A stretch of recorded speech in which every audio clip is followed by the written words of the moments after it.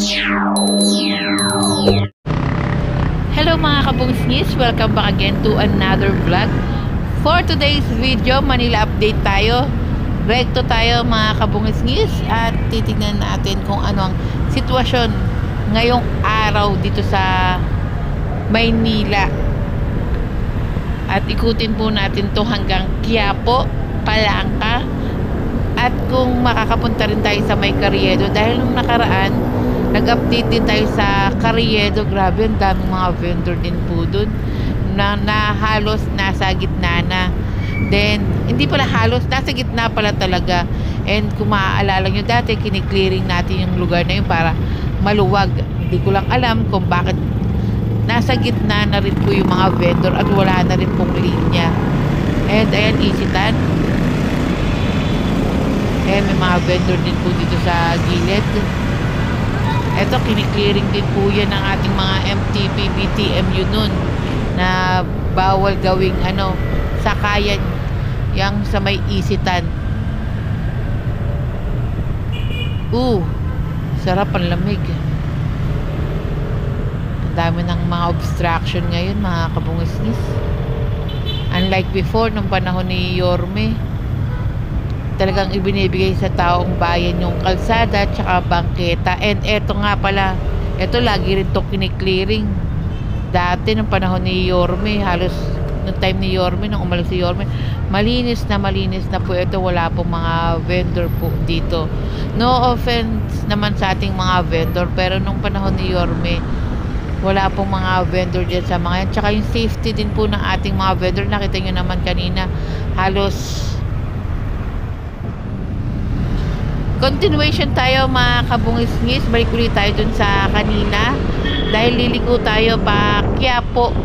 And dati nga po yung lugar na yun sa kanina, lagi po yung kiniklearing, malinis po yun nung iniwan ni Mayor Isko Moreno. And no offense sa ating mga vendor nga rin po, pero safety din po ang iniisip ng ating mga pamahalaan ni Mayor Isko Moreno, kasi halos nasa kalsada na rin po nagtitinda. Paano pag nawalan ng preno yung mga sasakyan, maa-aksidente rin po yung ating mga vendor. Kaya sana wag din po magalit ng mga vendor, kasi inilalagay lang po sa ayos ni Mayor Isko Moreno.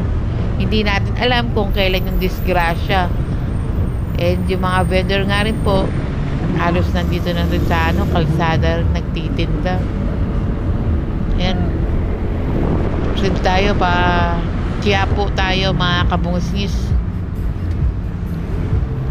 And tignan din natin yung mga parking po dito sa may Quiapo, kung kamusta na, kung marami ba. Dami kalat. Tignan natin, daanan natin, kasi marami rin nagme-message sa atin na yung kalsada nga daw po akupado na ng mga nakapark na mga motor. At kayo na lang ang mag-comment sa ating comment section.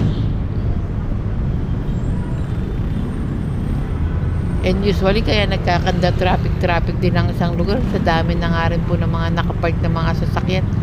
And comment din uli ako sa nabasa ko nga rin po na message na sana babaan nga rin po yung parking fee. Ang alam ko, parking fee 50 pesos. Nung panahon yata ni Yorme, 20 pesos. Tama ba? O try. Sa motor 20 pesos. 30 pesos nung panahon ni Yorme. Ngayon po 50 pesos na. Ayun sa 4 wheels, ayun sabi ni Katabo, hindi niya lang araw. Ito po yung sinasabi sa atin na akupado na nga rin po. Ilan yun? Hindi ko nabilang kung ilang lane ng motor ang nandun. And thank you Jesus. Sana kung nanonood si Mayor Hani Lacuna, sana yung pagtapos ng kanyang termino, maibalik sa nasimulan nilang dalawa ni Yorme yung Maynila na malinis, walang obstruction, nasa tamang lugar po lahat. Kasi base sa upload natin nung nakaraan na punta tayo dito sa may Quiapo, sa May Carriedo. May mga vendor po nasa gitna na. And usually dati kiniklearing nga po yung lugar na yun para maging maluwag po sa mga sisimba, sa mga pupunta sa Quiapo, yung Carriedo. Pero nakita nyo naman sa upload natin, dami nakapark ka, sa upload natin na halos yung mga vendor, hindi pala halos, yung mga vendor nasa gitna na po talaga.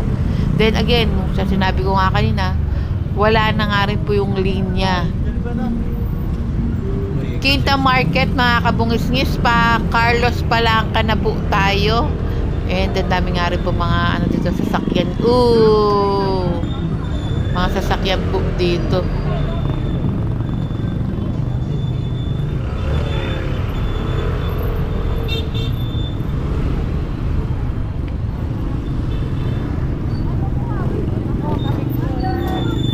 Tingnan natin dun sa dadaanan natin kasi mayroon din nag-message sa atin, kaliwat kanan na po yung parking po daw dito sa may Quiapo. Tingnan natin kung totoo po yung message sa atin. At sa mga nagmamahal kay Mayor Isko Moreno na sinasabi nila na inaantay na nila yung pagbabalik ni Yorme, maraming salamat po. Ayan, mayroong parking dito sa site na to. Maraming salamat po sa suporta nyo kay Yorme. Alam nyo naman na lahat gagawin ni Yorme, maging maayos lang po ang mga batang Maynila. Salamat po sa suporta nyo sa ating butihing Mayor Isko Moreno.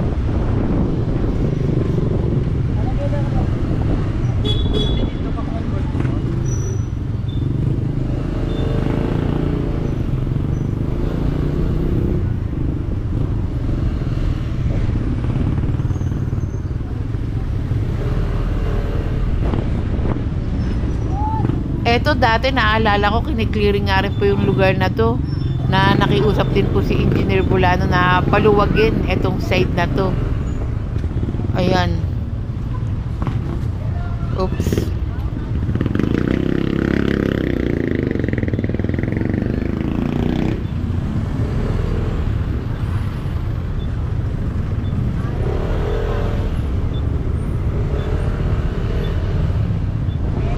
Eto, ang dami na rin mga tuk-tuk dito sa side ng SM, oh. Kiniklearing din yan dati ng ng MTPB din.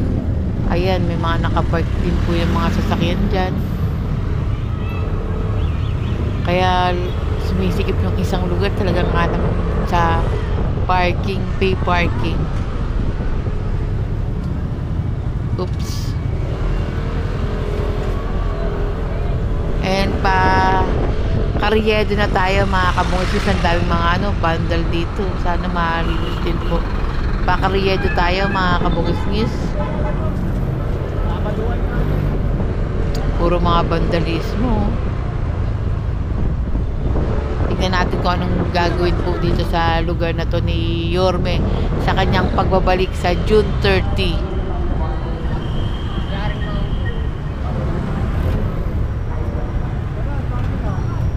At sa mga pay parking, at kung magiging mababa pa yung pagpapark. Oops.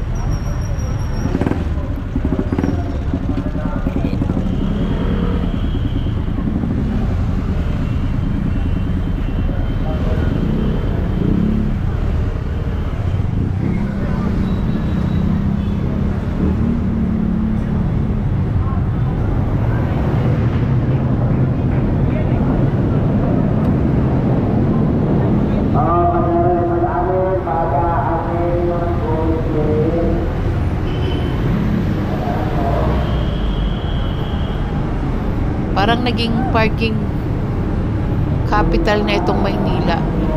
Parking capital of the Philippines, Manila. Joke! Ang daming mga nakapark ng mga sasakyan. Ayan, baybayin po natin itong lugar na to.